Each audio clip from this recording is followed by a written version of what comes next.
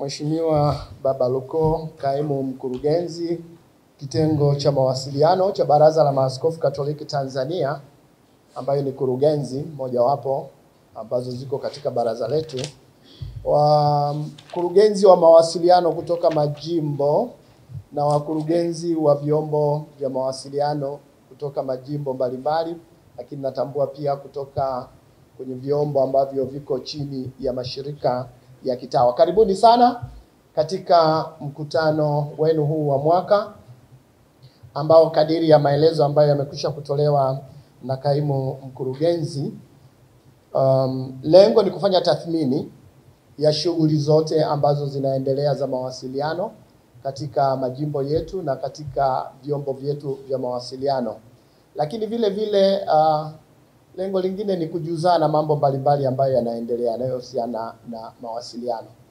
Kama alivyokwisha kudokeza, tasnia hii ya habari inakwenda kwa kasi mno, hasa kutokana na mageuzi makubwa ya teknolojia. Hivyo na sisi kama watendaji tunatakiwa kufahamu vizuri na kuendana na kasi hiyo ya mabadiliko ya kiteknolojia ambayo pia yanakuwa na mwangu ya namna ya pekee katika kazi ambazo tunazifanya. Nakumbuka wakati nasoma mawasiliano miaka ile ya 90 mwanzoni mpaka ile 90 mwishoni, ndipo nyakati zile tulianza kuzungumzia au katika mawasiliano tulianza kuzungumzia mambo ya internet. Na nakumbuka wataalamu mbalimbali walikuwa wanakuja kutusaidia kuelewa hiyo internet ni kitu gani na kitakuwa na manufaa gani katika utendaji wetu. Wakati ule tulikuwa hatuelewi vizuri maelezo yalivyokuwa yakitolewa, lakini walikuwa wanakuja wataalamu mbalimbali wanasema utakuwa na uwezo wa kutuma taarifa, utakuwa na uwezo wa kutuma nyaraka mbalimbali, hatutatumia tena faksi, tutakuwa na mitambo ya pekee, taarifa zitakwenda hewani. Tulikuwa hatuelewi vizuri ni kitu gani ambacho kiko mbele yetu. Lakini miaka ya 2000 tumeona teknolojia hiyo ilivyokuja kugeuza mambo mengi sana. Na kuanzia miaka 2012 na 13 Tanzania pamoja na dunia kwa ujumla tulianza kumigrate kutoka kwenye utangazaji wa analojia kwenda kwenye utangazaji wa dijitali. Nakumbuka watu wa TCRA walianza kupita kwenye vyombo vya habari wakati ule, wakianza kutuhamasisha sasa kuanza kuhama kutoka kwenye analojia kwenda kwenye utangazaji wa dijitali. Na wao vile vile wakaanza kutueleza mambo mengi kwamba tukienda katika mifumo hiyo, kwanza kutakuwa na gharama nafuu za urushaji wa matangazo, tutapunguza gharama ya vyombo na mambo mengi, tutakuwa na vitu vingi zaidi na kadhalika na kadhalika. Na hayo ndio ambayo tunayaona sasa hivi. Sasa hivi hapa mlipo mna TV ziko kwenye mabegi, kwenye mifuko yenu. Huhitaji jengo kubwa kama hili ili kurusha matangazo ya TV. Tuna online TVs, radio, magazeti, sasa hivi yote yako kwenye viganja vyetu, yako mikononi. Sasa tumshukuru Mwenyezi Mungu kwa maendeleo makubwa ya kiteknolojia ambayo yako katika ulimwengu huu. Na ni wajibu wetu sasa sisi kama kanisa kuhakikisha kwamba tumetumia vizuri teknolojia ya habari kuhakikisha watu tunawapelekea habari njema. Katika ulimwengu wa sasa watu wana kiu sana ya kupata habari ya kweli. Wana kiu kubwa sana ya kupata habari ya kweli. Na ni wajibu wetu sisi sasa ambao tunazifahamu namna ya kutafuta habari ya kweli na kujua habari ya kweli ni ipi. Sisi ndio tunao huo wajibu wa kuwasaidia watu wengine waitambue habari ya kweli. Katika ulimwengu huu ambao sasa habari ni kama bahari, mtu ni ngumu sana kwa mtu wa kawaida kujua je, katika bahari huyu samaki ninayemtoa hapa baharini ni samaki anayelika au haliki. Lakini ninyi kwa sababu ni wataalamu, ninyi mnao ujuzi zaidi wa kujua kwamba hiki tunachokitoa, hiki ambacho tunakiona, je, ni habari ya kweli ama si habari ya kweli. Kwa hiyo ni jukumu letu hapa, tumekuja kusaidiana, kujengeana uwezo, kubadilishana uzoefu ili tuweze kufanya kazi yetu vizuri zaidi. Mwaka huu una mambo makubwa mawili. Kwanza ni mwaka wa jubilei. Kama alivyokwisha kueleza kaimu mkurugenzi, sisi ndio tunao wajibu wa kuwasaidia watu kujua mwaka wa jubilei una maana gani. Tunao wajibu wa kuwajuza watu mwaka wa jubilei una maana gani, na wao wanatakiwa wafanye nini ili waweze kujichotea hizo baraka na neema katika mwaka huu wa jubilei. Na bahati nzuri katika mwaka huu basi kanisa limeweka tarehe mbalimbali za maadhimisho kwa makundi mbalimbali ya watu katika kanisa. Tuwasaidie watu kuelewa mwaka wa jubilei maana yake nini na wanatakiwa kufanya nini katika hizo jubilei za makundi, wanatakiwa kushiriki namna gani na kadhalika, ili waweze kujipatia neema na baraka ambazo kila mmoja wetu tunazihitaji. Kitaifa, mwaka huu ni mwaka wa uchaguzi. Ni mwaka wa uchaguzi. Ni wajibu wetu sisi. Ni kweli kanisa halina chama, lakini waamini ambao tunawahudumia au watu ambao tunawatangazia wana vyama vyao, tuwaeleze wajibu wao mbele ya Mungu, lakini wajibu wao mbele ya taifa lao. Wajue kila mmoja kwamba anao wajibu mbele ya taifa lake.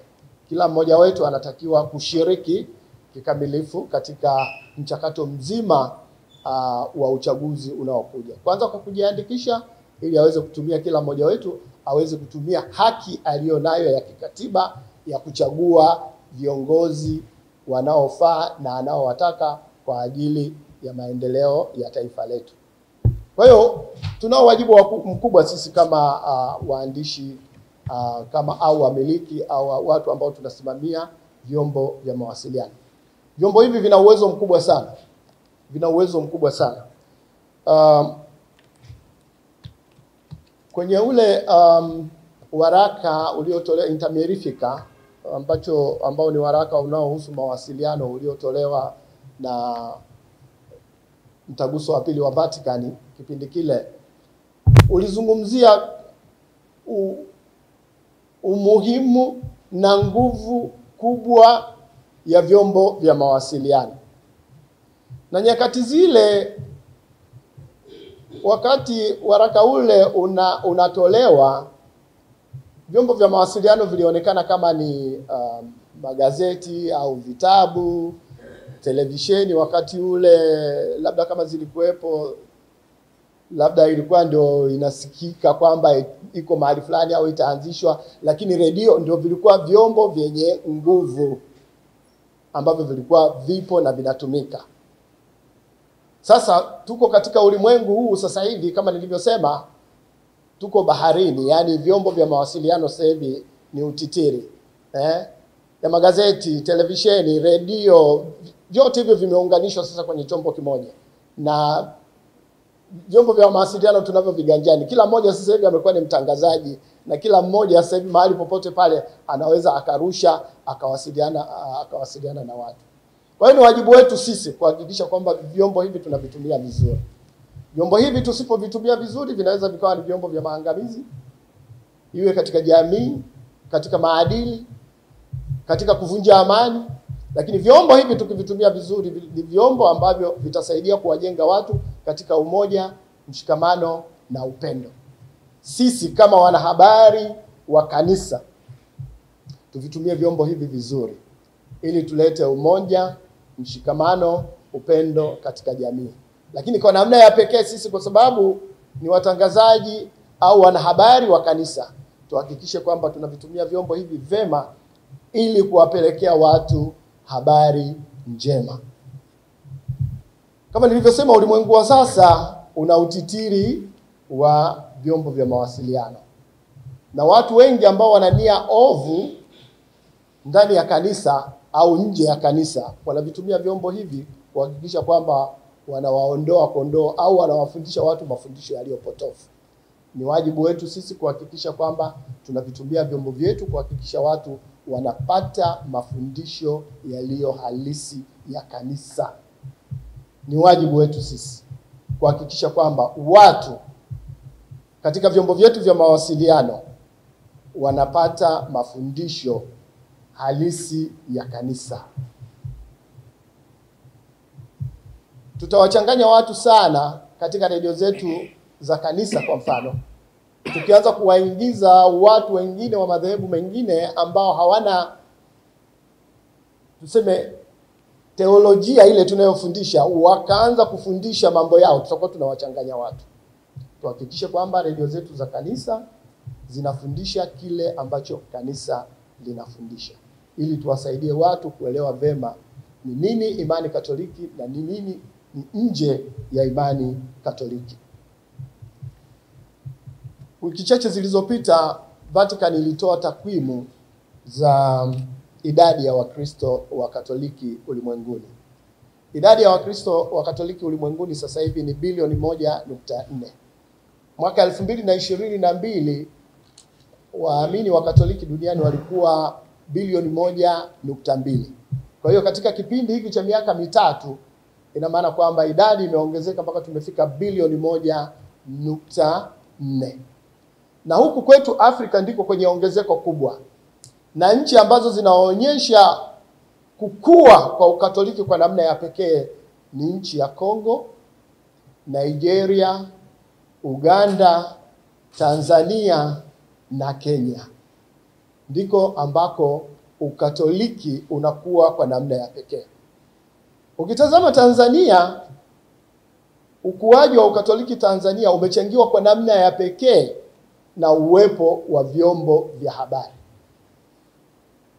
Vyombo vya habari vya Kikatoliki ambavyo vinafanya kazi yake vizuri vimechangia sana na kwa nafasi kubwa katika ukuaji wa Ukatoliki au ukuaji wa imani Katoliki katika nchi yetu.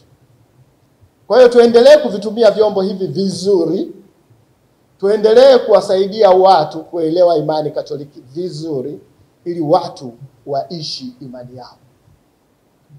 Tunashuhudia kwenye majimbo yetu parokia mpya zikianzishwa, vigango vikianzishwa, jumuiya zikiibuka kila siku.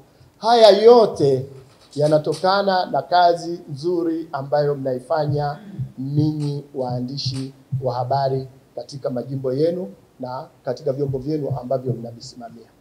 Basi tuzidi kumwomba Mwenyezi Mungu, na hasa katika majadiliano yenu ambayo mtayafanya katika siku mbili hizi ambazo mtakuwa hapa, ili muweze kuona ni fursa zipi ambazo zinafunguka zaidi katika uwanja wa mawasiliano. Sasa hivi tumeanza kuzungumzia artificial intelligence. Artificial intelligence na yenyewe ina mambo yake mengi mazuri.